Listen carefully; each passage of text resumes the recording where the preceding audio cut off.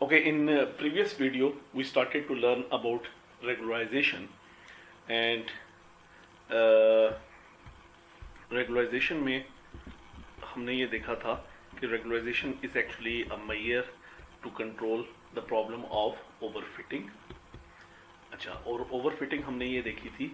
Regression में overfitting ये है कि actually before this lecture हम बार बार ये बात करते थे कि हम ये चाहते हैं कि ट्रेनिंग एरर ऐसे थीटास की वैल्यू निकालें कि ट्रेनिंग एरर मिनिमल हो. बार बार हम यही कहते रहे कि ऐसे थीटास निकालें जो कि ट्रेनिंग एरर को मिनिमाइज करें.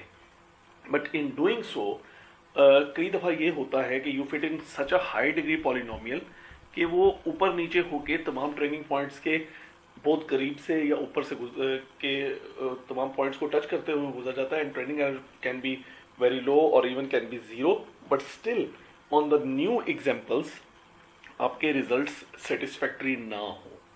ठीक है, तो ये कई दफ़ा आप ऑब्जर्व करते हैं लोग जब अपना कोई मॉडल ट्रेन करवाते हैं, ठीक है, तो they achieve a very low training error, but still जब वो उसको टेस्ट डाटा से मुराद ये कि न्यू डाटा, अनसीन डाटा जिस पर आपने ट्रेनिंग नहीं की, जब उस पर रिजल्ट्स गेट करने की कोशिश करते हैं तो वहां पर डिजायरेबल रिजल्ट्स नहीं मिलते. तो this can be an indication if the training error was low but आपको न्यू डाटा पर डिजायरेबल रिजल्ट्स नहीं मिल रहे, तो this can be an indication of overfitting. ठीक है, यानी you have tried to overfit the data. ठीक है, ये कल भी मैंने या प्रीवियस वीडियो में कह लें कि प्रीवियस वीडियो में मैंने बताया था कि ये ऐसे है जैसे कोई बच्चा या कोई स्टूडेंट जो है वो तमाम लेसन को जुबानी याद कर ले. ठीक है, तो उसमें से उसको जो सिलेबस में से क्वेश्चन पूछा जाएगा उसको तो वो एग्जैक्टली आंसर कर देगा, लेकिन थोड़ा सा नया क्वेश्चन पूछा जाएगा तो उसको वो आंसर नहीं कर पाएगा. ठीक है, तो similarly when you have overfitting, so if you give any training example तो उस पर तो वो बहुत अच्छा रिजल्ट देगा. ठीक है, अच्छे रिजल्ट से मुराद ये कि ऐसी वैल्यू प्रेडिक्ट करेगा जो रियल वैल्यू y के करीब होगा. ठीक है, बट अगर आप कोई न्यू डाटा देंगे तो it will not perform very well. और उसकी रीजन ये है कि ये ओवरफिटिंग करते हुए आपका प्लॉट जो है वो इट इज या जो आपका कर्व जो आप फिट कर रहे हैं दैट इज जम्बल्ड अप. ठीक है, कल भी एग्जांपल दी थी like size of the house के साथ प्राइस को इंक्रीज होना चाहिए because size of the house is the only parameter. लेकिन यहां क्या हो रहा है, for this size of the house the price is high, लेकिन आपने यहाँ पे साइज को इंक्रीज किया और प्राइस लो हो गई, तो आपको अनप्रेडिक्टेबल रिजल्ट्स मिल रहे हैं. तो this is what we call overfitting और हाई वेरिएंस. अंडरफिटिंग के केस में आपने अगर कोई मतलब फॉर एग्जांपल ये डाटा किसी लाइन लीनियर पैटर्न में नहीं चल रहा था ट्रेनिंग डाटा, लेकिन you decided to fit in line, so you are actually getting high training error. ठीक है, तो a high training error is generally an indication of underfitting. तो अंडरफिटिंग का भी इलाज हम पढ़ेंगे. मोस्टली इसका इलाज ये है कि आप हायर डिग्री का पॉलिनोमियल इस्तेमाल करें. सिमिलरली फॉर क्लासिफिकेशन भी हमने ये देखा था कि क्लासिफिकेशन में भी जब आप लॉजिस्टिक रिग्रेशन अप्लाई करते हैं तो लॉजिस्टिक रिग्रेशन में this is an example of overfitting. You have used a very high degree polynomial to separate out the positive and negative classes. वो सेपरेट आउट तो हो गई लेकिन वो बहुत अजीब तरीके से सेपरेट हुई हैं. तो अब नया कोई नया डाटा आएगा, लेट्स से ये x1 और x2, तो you will not get very good results over here. Similarly classification में लॉजिस्टिक रिग्रेशन में भी डिसीजन बाउंड्री आपने ऐसी फाइंड आउट की, लीनियर फाइंड आउट की जो पॉजिटिव और नेगेटिव केसेस को सेपरेट नहीं कर सकी, तो दिस इज अंडरफिटिंग. ठीक है, एंड रिमेंबर अंडरफिटिंग को हमने दूसरा नाम जो है वो हाई बाइस दिया है, ओवर फिटिंग को हमने हाई वेरिएंस कहा है. So this seems to be about right. Over fitting को का इलाज करने के लिए हमने देखा था कि one of the ways is के if you have determined somehow कि there is over fitting, so you reduce the number of features. ठीक है, मैनुअली सिलेक्ट कर लें कि कौन से फीचर्स इस्तेमाल करने हैं और कौन से ज्यादा इंपॉर्टेंट हैं और कौन से फीचर्स इंपॉर्टेंट नहीं है, उनको मैनुअली स्किप कर दें. द सेकेंड थिंग इज कि आप कोई मॉडल सिलेक्शन एल्गोरिथम अप्लाई करें. मॉडल सिलेक्शन एल्गोरिथम से मुराद ये है कि आप कोई ऐसा एल्गोरिथम इस्तेमाल करें जो आपको ये बताए कि इस for this training data, for a given training data, either linear model will be suitable, quadratic is suitable, cubic is suitable. ठीक है, ये हम पढ़ेंगे बाद में model selection algorithm. Or the third possibility is that you apply regularization, which simply means कि आप थीटास की वैल्यू के मैग्नीट्यूड्स को रिड्यूस करें, ठीक है। और जब आपके फीचर्स बहुत ज़्यादा होते हैं और वो फीचर्स जो हैं उनको निकालना भी पॉसिबल नहीं होता, तो regularization seems to be a good scheme for handling overfitting. So regularization की when you are using regularization you also need to modify the cost function a bit। इसकी एग्जांपल मैंने यहाँ से स्टार्ट की थी कि normally this is the cost function of linear regression. मैंने उसके साथ ज़बरदस्ती दो टर्म्स ऐड कर दी हैं, 1000 theta cube theta 3 square plus 1000 theta 4 square, ये दो टर्म्स ऐड कर दिए हैं। 4 डिग्री का पॉलिनोमियल मैंने इस्तेमाल किया था एंड हमने ये देखा 4 डिग्री के पॉलिनोमियल से we were getting this something like blue kind of curve, ठीक है। और उस ब्लू कर्व से हमें ओवरफिटिंग हो रही थी। अच्छा, अब मेरा ओवरऑल गोल ये है कि I select those values of theta 0, theta 1, theta 2 and theta 3 and theta 4 such that this whole entity is minimized. तो इसको मिनिमाइज रखने के लिए, छोटा रखने के लिए, because this multiple 1000 is very large number, तो नेचुरली थीटा 3 और थीटा 4 की जो वैल्यूज हैं they will be very small, in fact they will be very close to zero, because ये जो मल्टीपल मैंने 1000 जिसको हम बाद में रेगुलाइजेशन पैरामीटर कहेंगे, ये वैल्यू बहुत बड़ी रखी है मैंने, ठीक है। 1000 इज अ बिग वैल्यू, ठीक है। अच्छा, जब ये थीटा 3 और थीटा 4 जीरो हो गए तो all I am left with is a quadratic hypothesis, ठीक है, which fits very well for this data. In general आपने करना ये है कि थीटास को पेनलाइज करना है बस सम वैल्यू, ठीक है।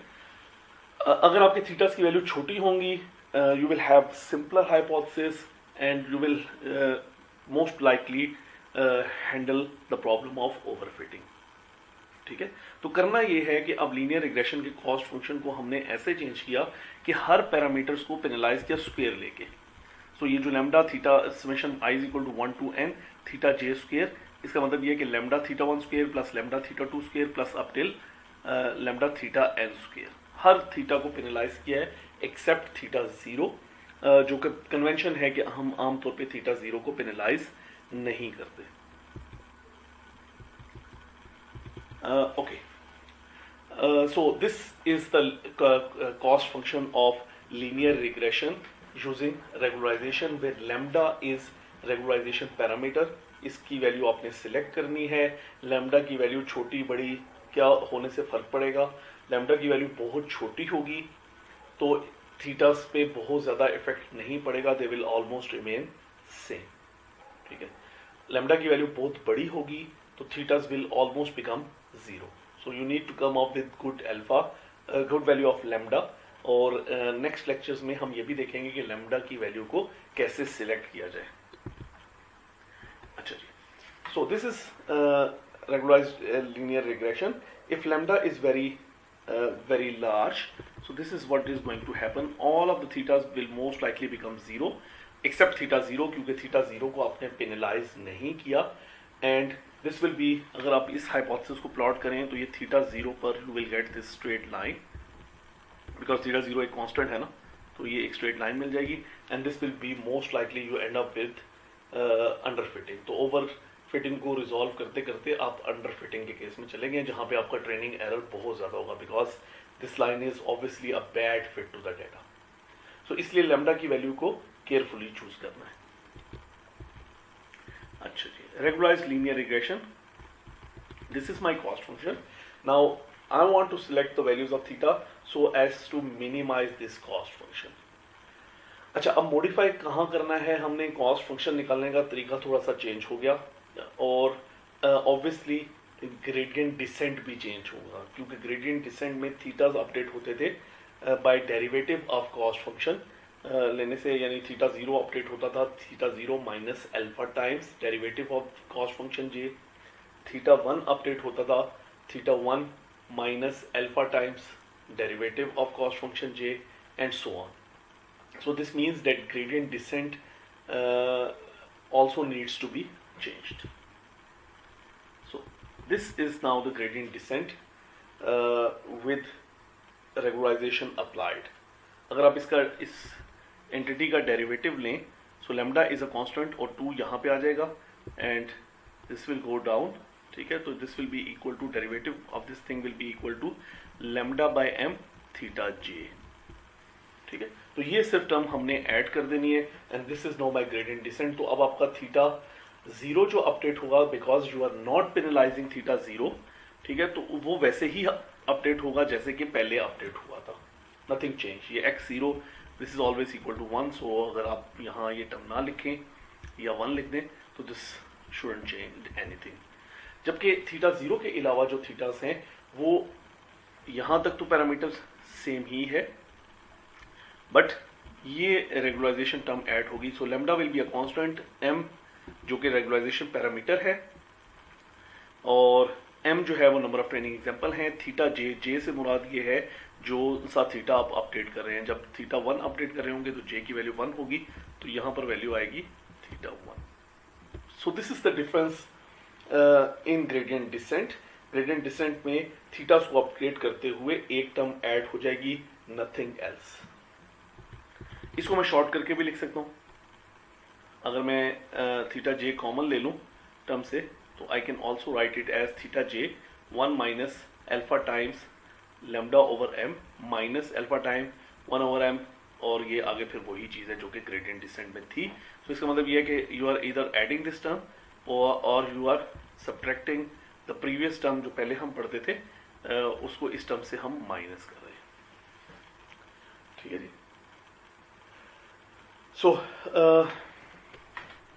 अच्छा, अब ये जो टर्म है 1 minus lambda 1 minus alpha lambda times m, because यहाँ पे अल्फा है और अल्फा इज बिटवीन 0 एंड 1, तो ये टर्म जो है ये this term will be less than 1, ठीक है। ये टर्म हमेशा लेस देन 1 आएगी एंड सो इसी तरह से थीटा की वैल्यू को रिडक्शन मिलेगी, थीटा की वैल्यू हमेशा रिड्यूस होगी। चूंकि हमने नॉर्मल इक्वेशन पहले नहीं पढ़ी थी, इसलिए let's skip the normal equation part, non invertibility, let's skip these 2 slides and let's now go to regularized logistic regression. So मैं थोड़ा सा recap दे दूं कि regularized linear regression में all you need to do is to update the cost function and all you need to do is add some term to gradient descent. Now regularized logistic regression, इसकी भी motivation हमने देख ली थी कि अगर आप बहुत हाई डिग्री का पॉलिनोमियल यूज करें तो आपकी डिसीजन बाउंड्री पॉजिटिव और नेगेटिव केसेस को सेपरेट तो बहुत क्लियरली कर रही है, but it will not generalize on new cases, ठीक है। तो आपको you need to apply regularization. So what you will do is, this was the cost function of logistic regression जो हमने पहले से पढ़ा हुआ है। इसमें we have added one more term plus lambda time over 2m summation I j is equal to 1 to n theta j square. This is the same regularization term जो हमने वहाँ पे ऐड की थी लीनियर रिग्रेशन में, ठीक है। और again by tradition we are not actually penalizing theta 0, we are penalizing theta 1, theta 2, theta 3 up till theta n, we are not penalizing theta 0। So ये कॉस्ट फंक्शन है लॉजिस्टिक रिग्रेशन का।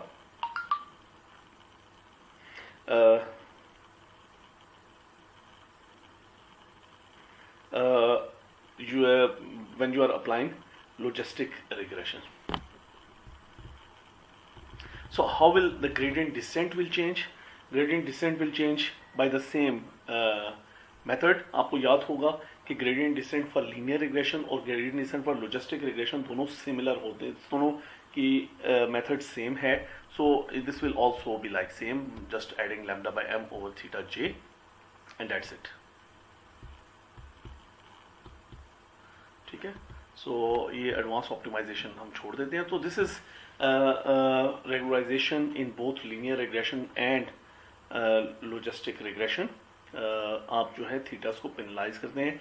यहाँ कुछ चीज़ें हमारी रहेंगी, how to select that value of lambda, ठीक है। और ये भी हमें अभी नहीं पता कि हाउ डू